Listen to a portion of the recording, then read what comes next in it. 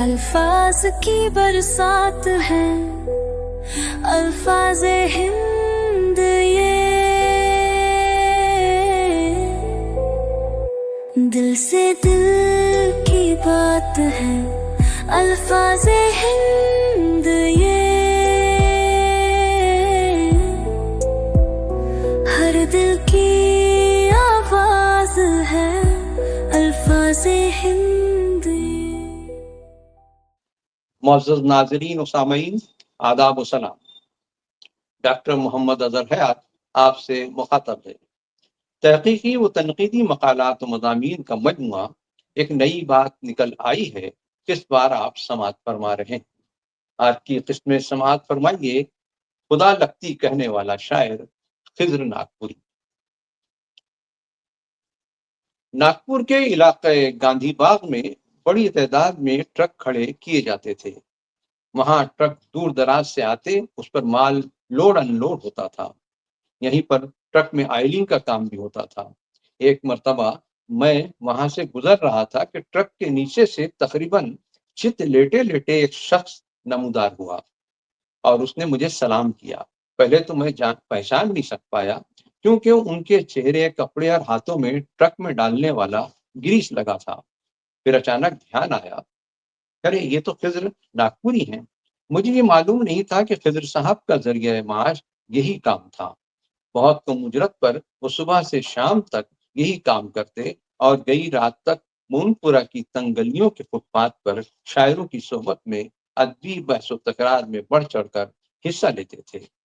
ان کے کام سے ان کے ذوق کا کوئی میل نہیں تھا۔ یہی وجہ تھی کہ وہ جب کام کرتے تھے تو وہ بھول جاتے تھے کہ وہ ایک شاعر بھی ہیں، اور ایک بڑا حلقہ ان کا مداح ہے۔ اس طرح جب وہ شاعروں کے حلقے میں ہوتے تو انہیں یہ یاد نہیں رہتا تھا کہ وہ ابھی ابھی ایک تھکا دینے والے غیر ادبی کام سے لوٹے ہیں۔ ان کی شعر فہمی اور مذاق سخن سے کوئی اندازہ نہیں لگا سکتا تھا کہ وہ غیر شاعرانہ ماحول میں اپنا دن بتا کر آئے ہیں۔ خضر صاحب کی زندگی کے اس رخ کو دیکھ کر میرے دل میں ان کی قدر و منزلت میں مزید اضافہ ہو گیا۔ جب بھی کہیں مشاعرہ ہوتا اور سامع کی حیثیت سے میں شریک ہوتا تو خضر صاحب کو سننے کے بعد ہی مشاعرہ گاہ سے واپس ہوتا۔ وہ تحت اللفظ میں کلام سناتے۔ ان کے ہونٹ قدرے موٹے ہونے کی وجہ سے کے بعض الفاظ صاف نہیں نکلتے تھے، لیکن پھر بھی حاضرین سمجھ جاتے اور ٹوٹ کر داد دیتے، اور وہ بے نیازی کے انداز میں اپنا کلام سنا کر اپنی نشست پر بیٹھ جاتے۔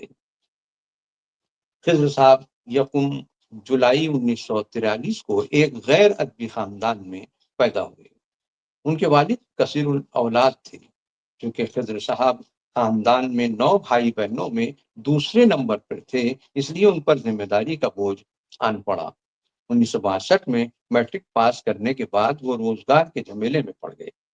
انہیں بچپن سے ہی شعر گوئی کا چسکا تھا، اس پر ناگپور کے شاعرانہ ماحول نے اسے خوب جلا بخشی، اور وہ بہت کم عمری میں روایت کے مطابق حضرت مرزا ظفر ناگپوری کے حلقہ تلامذہ میں شامل ہو گئے۔ مرزا ظفر ناطق گلاوٹی کے شاگرد رشید تھے اور ناطق مرحوم داغ اسکول سے وابستہ تھے۔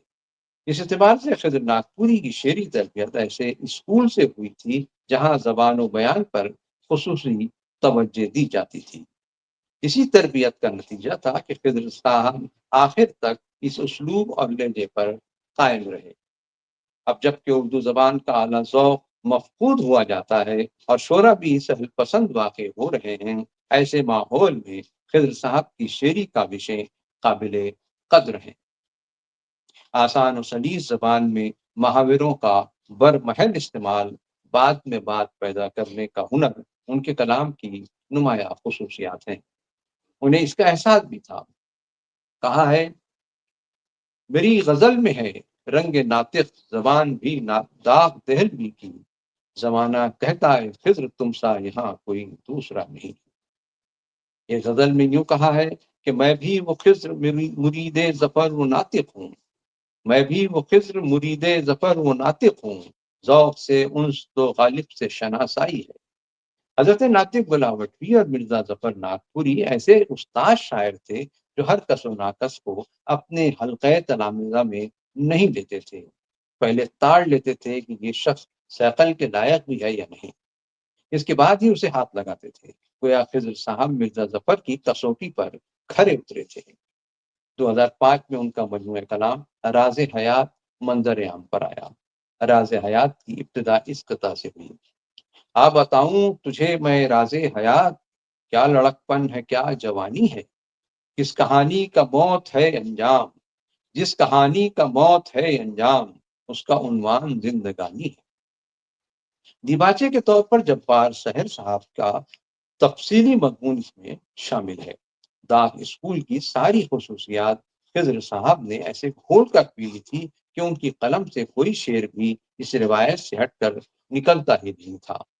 زبان میں فصاحت و سادگی، بیان میں شوخی و ظرافت، اور محاوروں کا برجستہ استعمال، اور حسن عشق کی رنگینی، اور رومانی خیالات کی آمیزش، جو داغ اسکول کی خصوصیات تسلیم کی جاتی ہیں، خضر صاحب کے کلام میں بھی شعوری و غیر شعوری طور پر در آئی ہے۔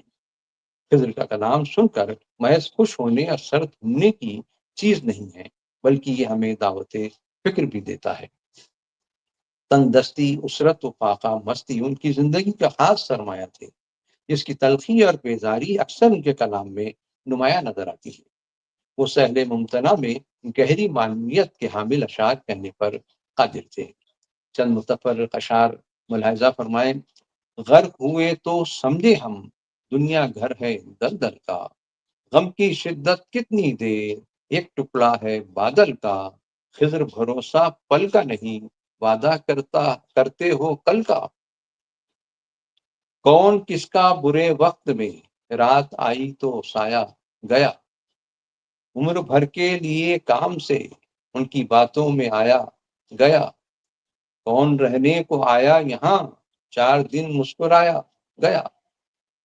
اب یہ شعر سماعت فرمائیے: جس کو بھی دیکھو چلا آتا ہے صورت دیکھنے، جس کو بھی دیکھو چلا آتا ہے صورت دیکھنے، کیا قیامت ہے کہ مرنا بھی تماشا ہو گیا، منہ پر کہہ دیتا ہوں خدا لگتی، مجھ میں بس یہی ایک خرابی ہے، جینے کے ولولے تو بہت دل میں تھے مگر، جینے کے ولولے تو بہت دل میں تھے مگر، مجھ پر حیات ادھار تھی مرنا پڑا مجھے، دنیا کی زندگی کو سمجھنے کے واسطے اے خضر آسمان سے اترنا پڑا مجھے، توبہ اس کی بھوک کا علم جس کا چہرہ سرد نہیں ہے، پیٹ کے پیچھے آنکھیں رکھو آج زمانہ مرد نہیں ہے، ہم درد اپنا کس سے بانٹیں، خضر کوئی ہم درد نہیں ہے، دم میں دم ہے اپنا دم، دوستوں کا دم کیا، کا دم کیسا،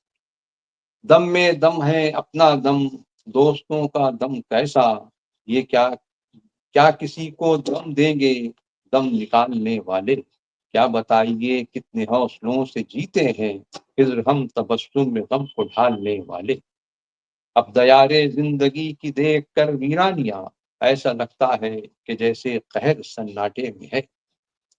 ایسے ہی اشعار سے ان کا شعری مجموعہ راز حیات مزین ہے، جو حساس دلوں کو جھنجھوڑتا ہے اور ہمیں فکر و غور و فکر کی دعوت دیتا ہے۔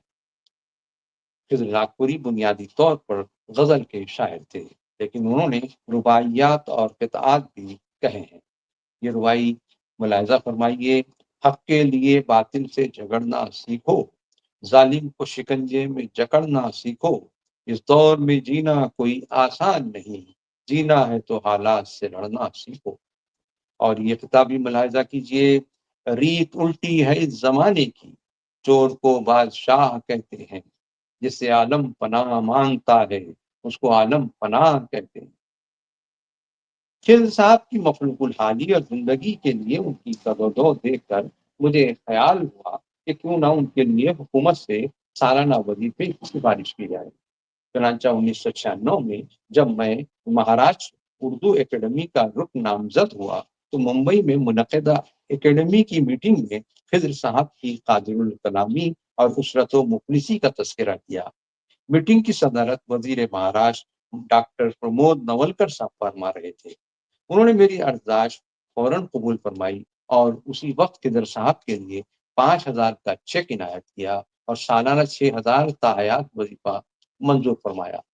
बम्बई से लौटकर मैंने खिदर साहब को ये चेक दिया और ताहयात वजीफे की खुशखबरी दी तो पहले तो उन्हें यकीन नहीं आ रहा था, फिर कहने लगे, अच्छा हुआ, अब मैं तो सारा वक्त शायरी पर सर्फ करूंगा। वक्त के साथ साथ नागपुर में उस्ताद शोरा पर्दा फरमा रहे हैं तो शहर में इल्म अरूज और शेर की बारीकियों को जानने वालों का कहत पड़ रहा है।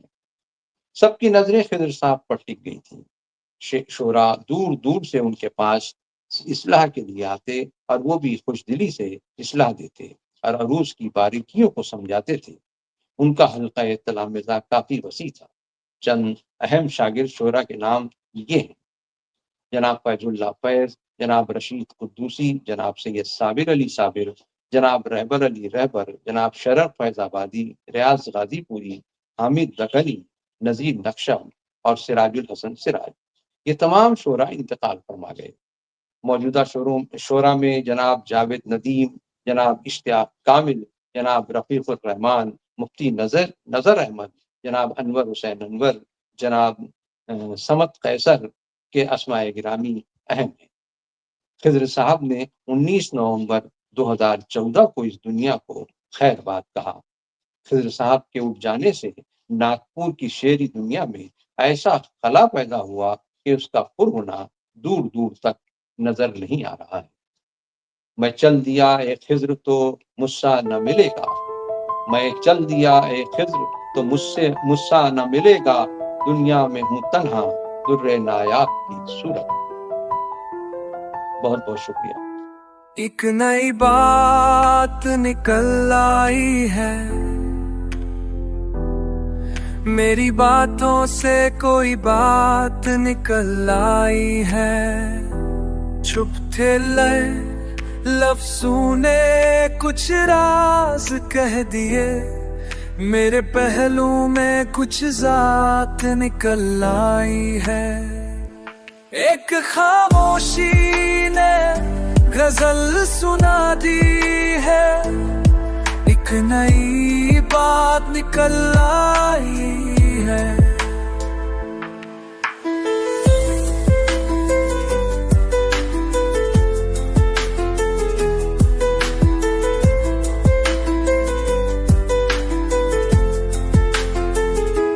चलते चलते कहीं रुक जाने को जी हुआ, तेरे साए में घर बनाने को जी हुआ। बेवजह सी हंसी तेरी दिल को भा गई, जैसे तन्हाई से मुलाकात निकल आई है। धड़कनों में तेरी सौगात समा दी है, एक नई बात निकल आई है।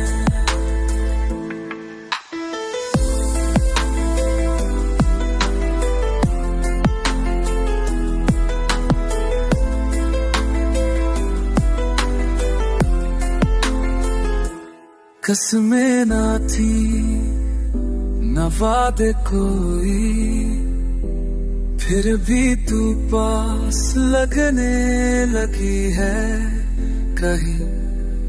तेरे आने से मौसम सा बदल गया, रुत अधूरी थी अब बरसात निकल आई है।